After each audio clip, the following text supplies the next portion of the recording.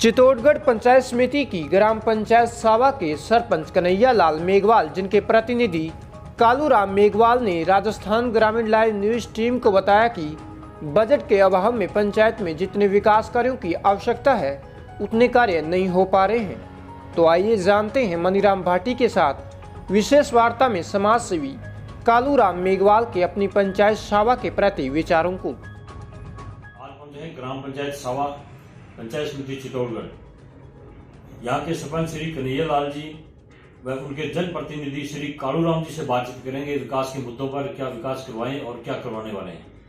तो सरपंच साहब, हमारे चैनल में आपका स्वागत है। जी नमस्कार सर। तो सर, अपनी ग्राम पंचायत के अंदर समस्याएं बहुत सी है और ग्राम पंचायत भी काफी बड़ी है, और इसके अंदर जो विकास कार्य हुए हैं या नहीं हो रहे हैं, जो रुके हुए हैं या बजट की वजह से आपको कोई समस्याएं हो रही है, तो उनके बारे में बताइए। जी, अभी जो विकास हुए वो तो सीसी रोड वगैरह, एक तो गांव में नालियों के पानी की बहुत समस्या है, नालियों की मरम्मत का कार्य चल रहा है जी। और गांव में ये सार्वजनिक चबूतरे बनवाए अभी।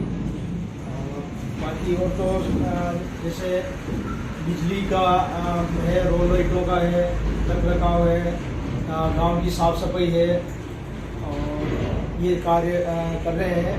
और बजट के अभाव से मतलब जितना काम करवाना चाहते हैं उतना होता नहीं है। और कुछ हमारे आदित्य सीमेंट प्लांट है या पास में, वो भी जितना सहयोग करना चाहिए उतना करते नहीं है। CSR फंड से जितना अमाउंट यहाँ गांव में लगना चाहिए उतना पूरा लगाते नहीं है। बार बार कहने पर भी वो मतलब पूरी मतलब योजना अपने यहाँ लागू नहीं करते हैं। और बाकी तो काम चल ही रहा है, लेकिन अमाउंट के हिसाब से बहुत कम काम हो रहा है। और पानी का भी वैसे तो करीब करीब है गांव में व्यवस्था। और अभी नई योजना अपने पूर्व विधायक सुरेंद्र सिंह जी जाड़ा साहब द्वारा नई योजना लाए, चंबल का पानी पूरी तहसील को पिलाना, जिसमें सावा भी एक गांव है। इसमें करीबन 25 करोड़ रुपए उसमें खर्च होंगे पेयजल नल के ऊपर। और भी ITI खुलने मतलब सैंक्शन तो हो गई, लेकिन काम चल नहीं पाया। वो भी चालू करवाने की पूर्व विधायक साहब को बोला था। एक उप तहसील खोलने के लिए भी साहब को बोला था, वो भी तैयारी में है खोलने के। एक सबसे बड़ी समस्या है हमारे यहाँ गौशाला है, वो उसका मतलब जमीन अलॉट नहीं हो पा रही है। जमीन है हमारे पास लेकिन अलॉट नहीं हो पा रही। फाइल जयपुर पहुंचाई हुई है लेकिन अभी तक उसका अलॉटमेंट नहीं हुआ। इससे मतलब गौशाला सुचारू रूप से चल नहीं पा रही है। पंचफल है, गाइडलाइन शुरू की थी कि मृत्यु भोज जो बंद होना चाहिए जी। तो आपके क्या विचार है इस मामले में? मृत्यु भोज ऐसा है सर, बंद तो बिल्कुल बंद तो नहीं हो सकता है, लेकिन इसको कम किया जा सकता है। गांव में वो आदित्य फैक्ट्री द्वारा बनाया, उसका भी रख रखाव के लिए उनको बोला है, वो भी बराबर देख रेख में नहीं चल रहा। इससे थोड़ा पंचफल का नुकसान हो रहा वहाँ पे पौधों का। अच्छा, तो सरपंच साहब, अपने PM आवास के बारे में बताइए कि कितने लोगों को लाभ मिला है और कितने वंचित बैठे हैं। गांव में वंचित तो बहुत सारे हैं, लेकिन ये ऑनलाइन के हिसाब से ज़्यादातर हो नहीं पाता है। बहुत सारे को तो पता ही नहीं कि ऑनलाइन क्या होता है। जी। फॉर्म नहीं भर पाते हैं, और कुछ भरते हैं तो वो टाइम से नंबर ही नहीं आता, तब तक तो आधा पड़ता तो वो काम मतलब करवा चुके होते हैं जी। फिर वो कैंसिल हो जाता है। जिस टाइम फाइल लगाते हैं उस टाइम का फोटो अलग होता है, और जब सैंक्शन होके आती है उस टाइम फोटो लेते हैं तो वो अलग फोटो आता है, तो वो कैंसिल हो जाता है। इससे बहुत सारे कैंसिल हो गए। अभी गांव में आए थे 43 सैंक्शन होके आए, उसमें से वापस जो डिटेल ली वहाँ जाके, तो उसमें से 7-8 ही मतलब सैंक्शन योग निकले, बाकी काम हो चुका था जो वो कैंसिल हो गए। अभी 7-8 का काम मतलब चल रहा है। तो सर, जन कल्याणकारी योजनाओं के बारे में बात करेंगे कि सरकार से इतनी योजनाएं आ रही है, चाहे वो पीएम आवास योजना है, चाहे वो पेंशन योजना है, या वो उज्ज्वला गैस योजना है, छोटी छोटी काफ़ी योजनाएं आ रही है, तो कितना लाभ मिल रहा है लोगों को?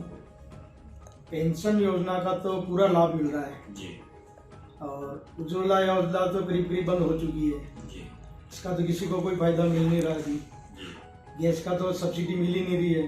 जी। और ये करीब करीब पेंशन तो सभी को आ रही है, विधवा पेंशन भी आ रही है, बुजुर्गों को भी मिल रहा है। पेंशन जो राजस्थान सरकार की चल रही है वो बराबर आ रही है, इसमें कोई समस्या नहीं है।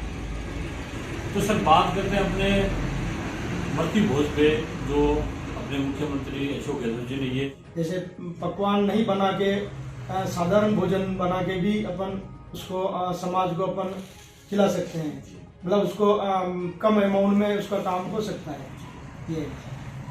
तो सर आवारा पशु देखने को बहुत मिलते हैं यहाँ पे, तो उनके लिए कोई गौशाला वगैरह का कोई इंतजाम करवाया आपने?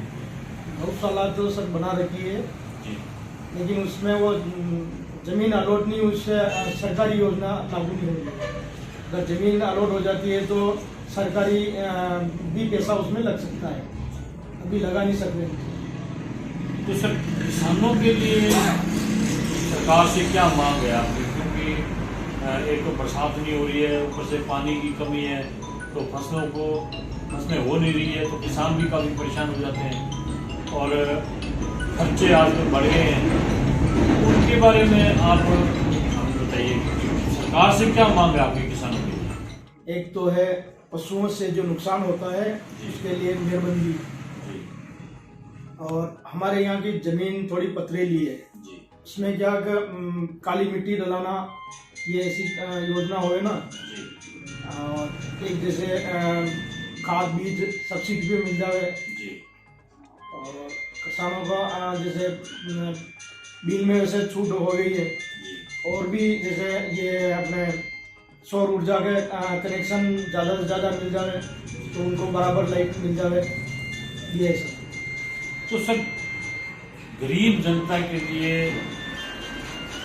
सरकार से क्या मांग है आपकी कि गरीब जनता को ये लाभ मिलने चाहिए, क्योंकि योजनाएं बहुत सी चल रही है, तो गरीबों के लिए आपने कोई सरकार से मांग रखी है कि ये कुछ अलग होना चाहिए? जी, गरीबों को भी मिलना चाहिए।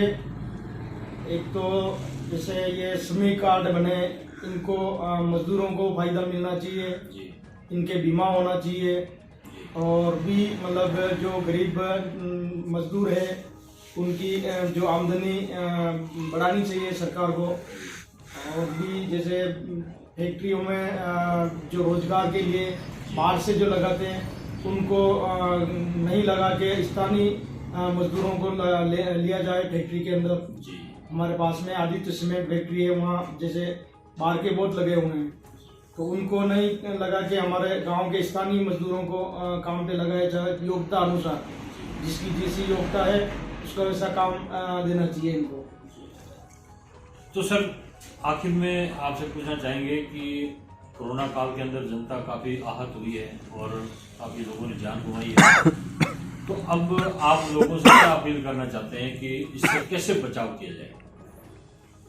सर कोरोना तो एक भयंकर बीमारी थी और है भी सही, लेकिन इनसे बचाव तो जो सरकार की गाइडलाइन के आधार पे ही बचाव किया जा सकता है, और सावधानी ही इसका उपचार है सही तो। और बाकी तो गवर्नमेंट सहयोग कर ही रही है।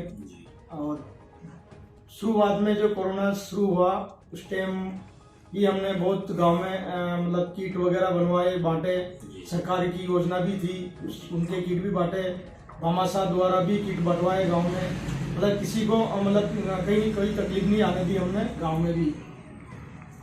बहुत बहुत धन्यवाद सरपंच साहब, आपने जो 10 मिनट अपने दिए उसके लिए बहुत बहुत धन्यवाद। और गांव की जो समस्याएं आपने बताई हमें और उनके निवारण के लिए भी आप प्रयत्न कर रहे हैं, कोशिश कर रहे हैं, तो आपका बहुत बहुत धन्यवाद सर। जी धन्यवाद आपका भी सर।